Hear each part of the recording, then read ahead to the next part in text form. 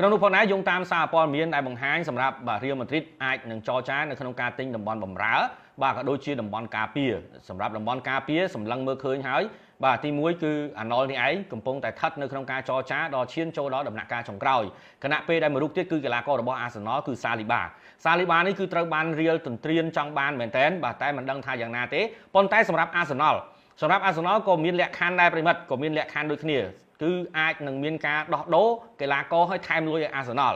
បាទអញ្ចឹងយើងអត់ដឹងថាតើអាសនលចង់បានអ្នកណាទេនៅសម្រាប់កីឡាកររបស់រៀលម៉ាឌ្រីតបាទហើយសម្រាប់អាសនលវិញក៏មានការចង់បានជាមួយនឹងកីឡាករជាច្រើនរូបមកដែរដោយសារតែក្នុងរដូវកាលនេះគឺអាសនលញោមញីជាមួយនឹងការរបួសរបស់តំបន់ប្រយុទ្ធអញ្ចឹងសម្រាប់អាសនល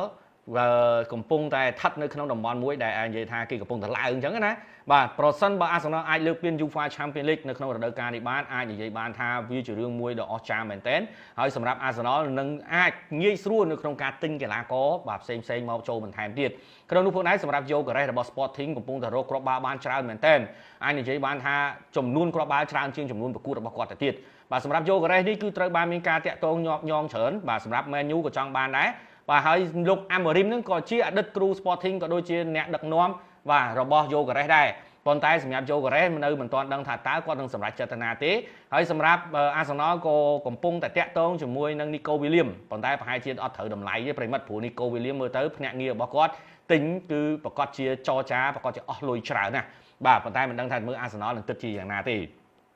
យើងនិយាយពីរៀលបន្ថែមទៀតតាក់ទងជាមួយនឹង manager បាទប្រិមិត្តក៏មានសំណួរដែរបាទដូចជាង៉ែត KA អីសួរថាតើដូរគ្រូអត់ឬក៏អត់បាទយោងតាមព័ត៌មានចុងក្រោយរបស់លោក Fabrizio Romano បានបញ្ជាក់ជាមួយនឹងបាទសារព័ត៌មានមួយបានលើកឡើងថាសម្រាប់ Real Madrid បានត្រៀមខ្លួនសម្រាប់ការលាគ្នាជាមួយនឹងលោក Ancelotti រួចរាល់ហើយយោងតាមព័ត៌មានបន្ថែមទៀតតាក់ទងជាមួយនឹងលោក Ancelotti នឹងត្រូវខ្លាចទៅជាគ្រូបង្វឹករបស់ក្រុមជម្រើសជាតិប្រេស៊ីលបាទដោយសារតែព័ត៌មានចុងក្រោយថាដូចជាចរចាគ្នាត្រូវហើយបាទចរចាគ្នាត្រូវហើយរងចាំតាំងថ្ងៃដែលគាត់នឹងត្រូវដើរចេញពីរៀលម៉ាឌ្រីតទេប៉ុន្តែអត់ដឹងថាទៅចេញនៅពេលណាមុននឹងចប់រដូវកាលឬក៏ចប់រដូវកាលបាទយើងអត់ទាន់ដឹងទេណាបាទហើយសម្រាប់បើសិនជាយើងនិយាយអំពីវត្តមានក៏ដូចជាការងាររបស់លោក Ancelotti គឺយើងអាចនិយាយបានថាចូល 90% ហើយដែលរៀលម៉ាឌ្រីតនឹងត្រូវផ្លាស់ប្ដូរ manager បាទនឹងត្រូវផ្លាស់ប្ដូរ manager យោងតាមមុននេះរយៈពេល1ម៉ោងលោក Fabrizio Romano បានលើកឡើងនៅក្នុងការបង្ហោះ caption នៅក្នុងបណ្ដាញ Facebook របស់គាត់ថានឹងមានរឿង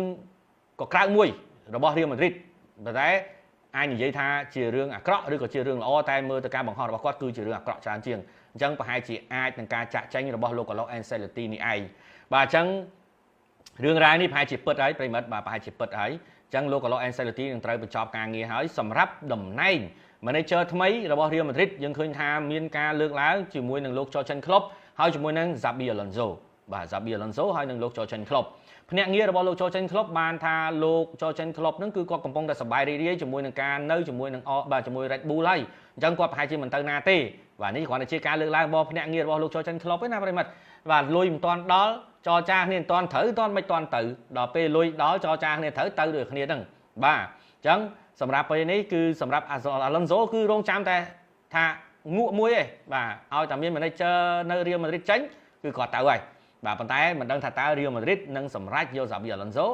ឬក៏សម្រេចចិត្តយកលោក Jurgen Klopp បាទប៉ុន្តែចាំមើលទៅយ៉ាងណាទៀតសម្រាប់លោក Jurgen Klopp ក៏គាត់តានតឹងដែរបាទព្រោះដោយសារតែគាត់នៅជាមួយនឹង Liverpool នោះវាយូរពេកអញ្ចឹងធ្វើឲ្យអារម្មណ៍នៃមនោសញ្ចេតនារបស់គាត់ហ្នឹងគឺវាដកជាប់ជាមួយនឹង Liverpool ហើយអញ្ចឹងបើសិនជាយើងនិយាយអំពីមុនការចេញរបស់លោក Jurgen Klopp គាត់បានលើកឡើងថាគាត់នឹងមិនទៅដឹកនាំក្រុមនៅប្រទេសអង់គ្លេសទេបាទអញ្ចឹងបើសិនជាគាត់ដឹកគាត់អាចនឹងដឹកក្រុមនៅ League នៅប្រទេសផ្សេងឬក៏គាត់អាចដឹកនាំក្រុមជម្រើសជាតិតែម្ដងបាទនេះជាការលើកឡើងរបស់លោក Jurgen Klopp អញ្ចឹងយើងមិនដឹងថាតើ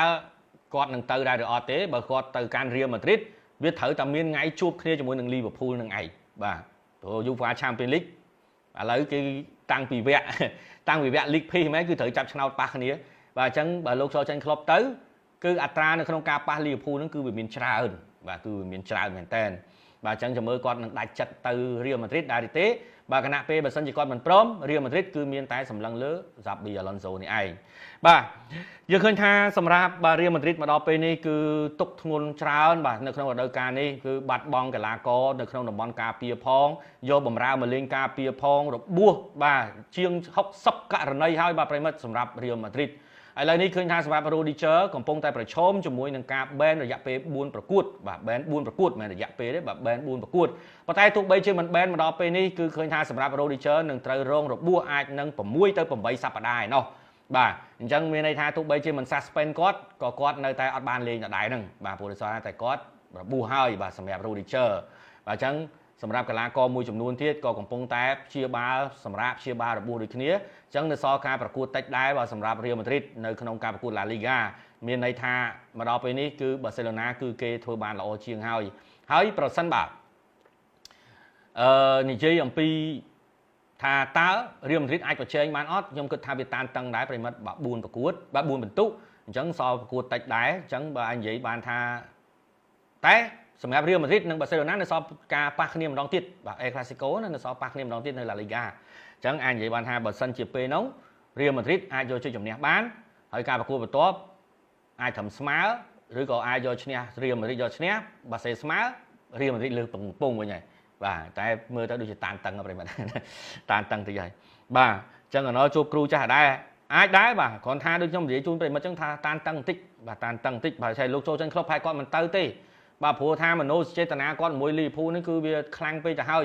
បាទបើសិនជាគាត់បើយើងគ្រាន់តែនិយាយថាគាត់អត់ព្រមដឹកនាំក្រុមនឹងអង់គ្លេសផងហ្នឹងអញ្ចឹងមានន័យថាបើគាត់ទៅក្រៅក៏គាត់ត្រូវតែជួបជាមួយនឹងក្រុមអង់គ្លេសដែរអញ្ចឹងលូត្រាតែគាត់ដឹកនាំជំរឿសជាតិហ្មងបាទហ្នឹងបានអត់ជួបគ្នាបាទអញ្ចឹងបាក់ដែរណាបាទកំហុសប្រធានក្លឹបដែលមិនទិញខ្សែការពារបាទសៀនសាម៉ុនបាទបាទម៉ាញូនឹងបៀបាវផងហ៎បាទកុំប្រាក់កែវបាទតោះបើសិនជាយើងនិយាយអំពី